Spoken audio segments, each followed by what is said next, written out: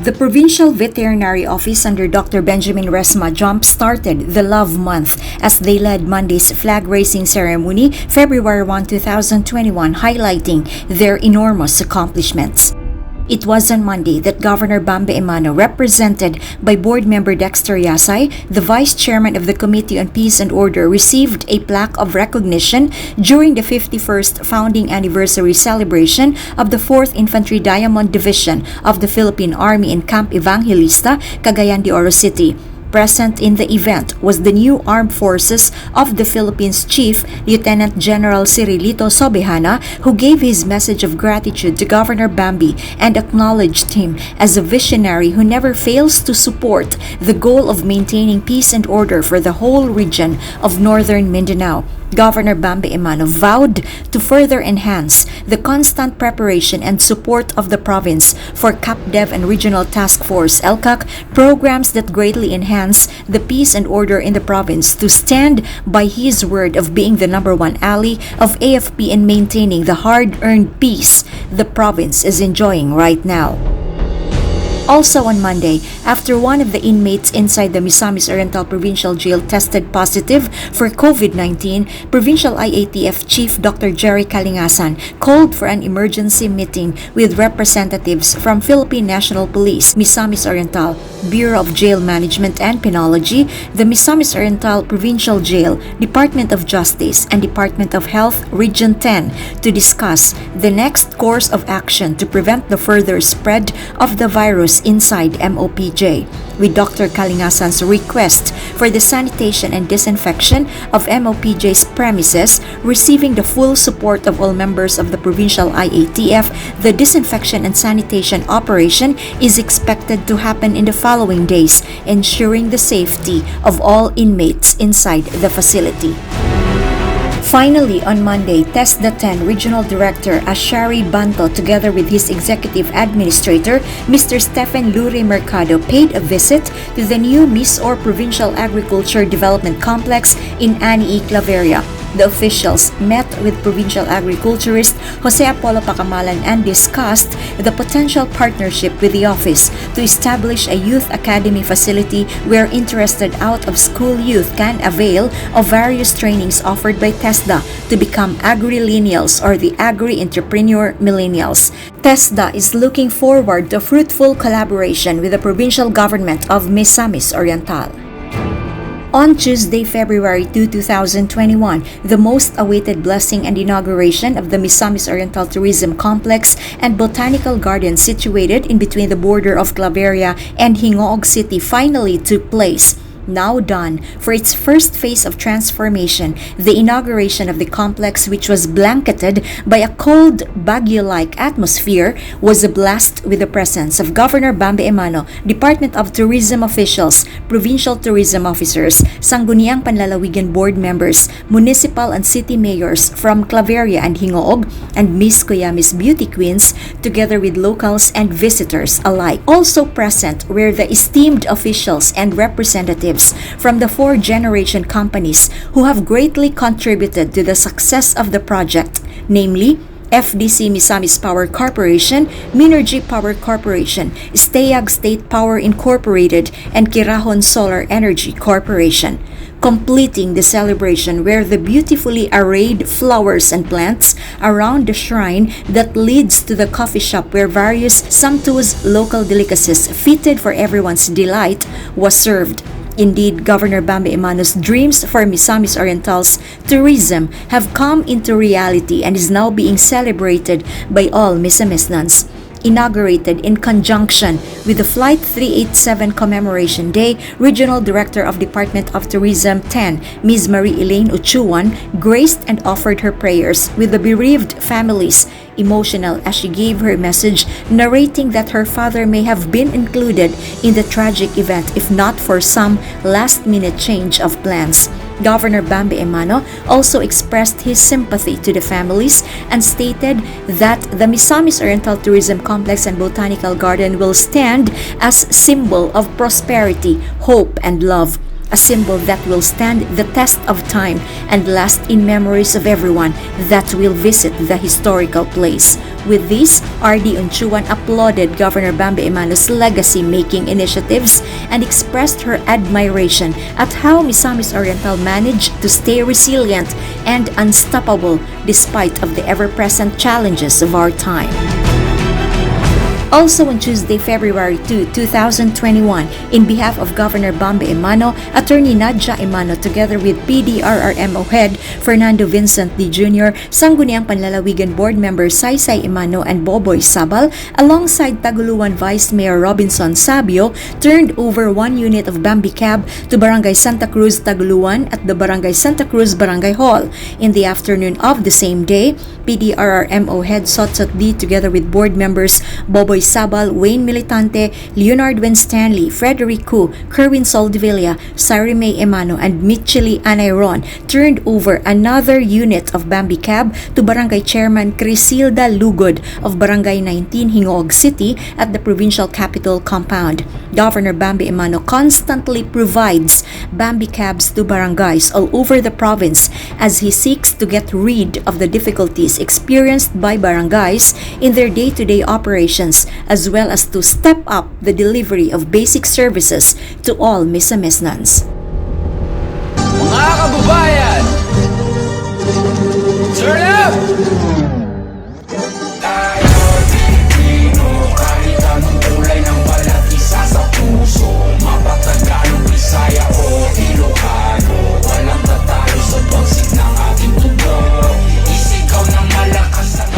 On Wednesday, February 3, 2021, the Misamis Oriental Provincial Library was proudly chosen by the National Library of the Philippines to become one of the country's representatives for the 11th World Read Aloud Day, an international gathering of literacy advocates from all over the world. Through Zoom, the World Read Aloud Day was held on Wednesday.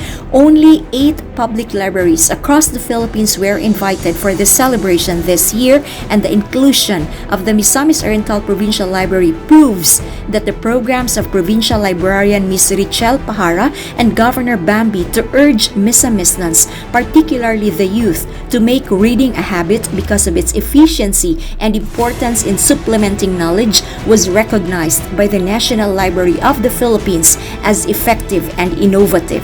In celebration of the 11th World Read Aloud Day, Governor Bambi hopes that the people will realize that sharing stories and ideas holds immense power in developing the nation, but it must come first with each individual.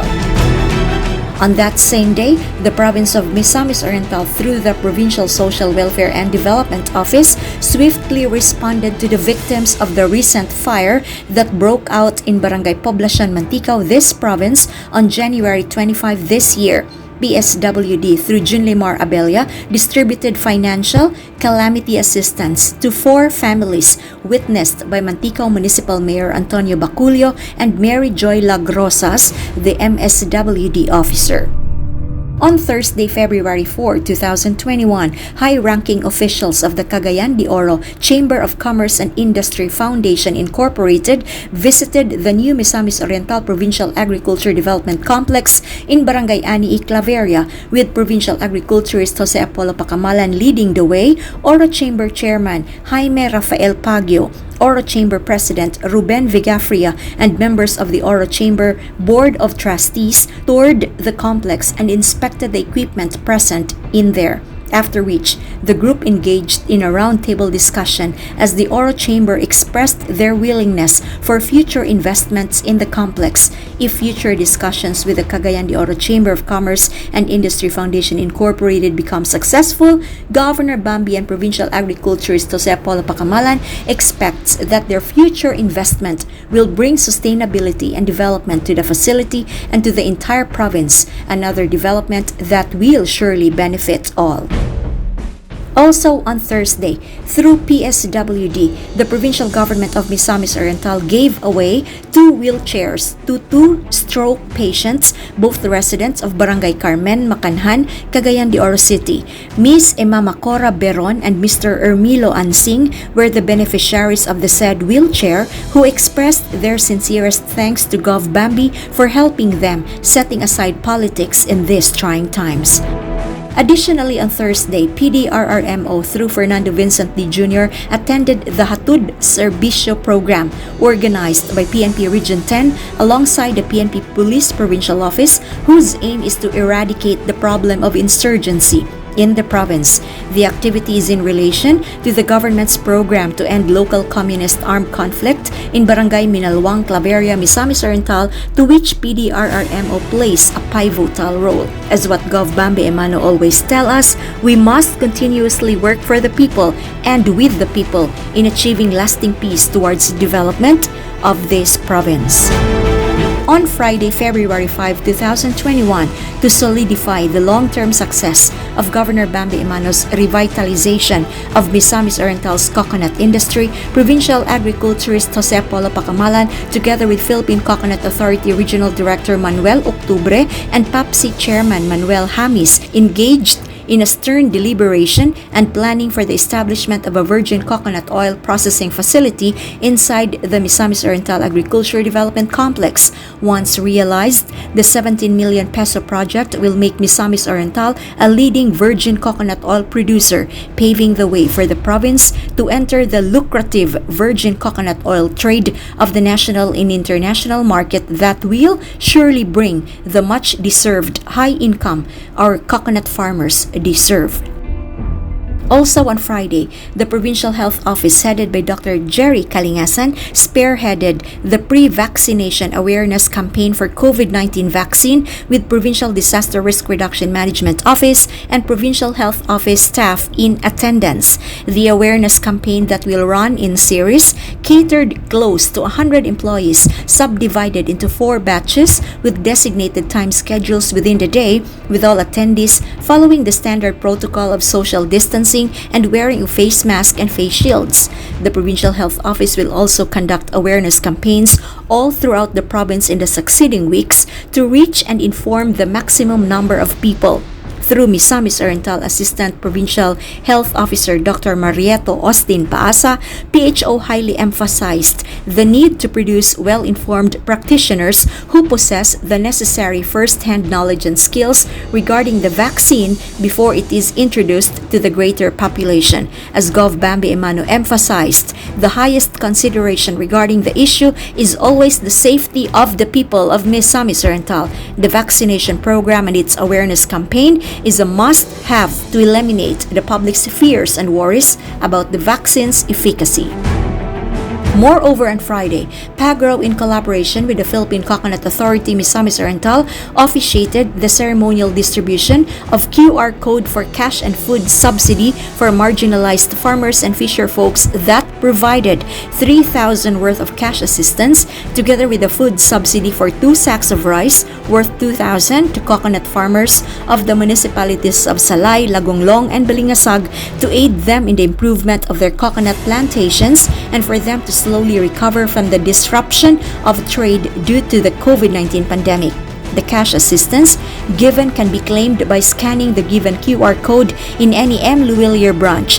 The beneficiaries are advised to claim the cash assistance immediately after receiving the QR code to avoid nullification on its date of expiration on February 21, 2021. This activity is in accordance with the continued efforts of Governor Bambi to strengthen the coconut industry in the province and to sustain the ongoing economic recovery program of Misamis Oriental. Since May 25, 2020 up to February 4, 2021, close to 15,000 Misamisnons have already gone back to their hometowns. Citing reports from the Travel and Arrival Committee, 61 ROFs and 260 LSIs have continuously received on-hand service by the provincial government of Misamis Oriental and has not been suspended since May of last year, while some 26 have stayed overnight at Marian Suites while awaiting for pickup from their respective LGUs. The big event last week is an indication that our province is on the rebound, a true testament to our resilience, thanks to the sacrifices of countless individuals who give so much. Today, we can say with confidence that better days, sounder days, safer and healthier days are ahead of us. Jinky Rosit, PIO.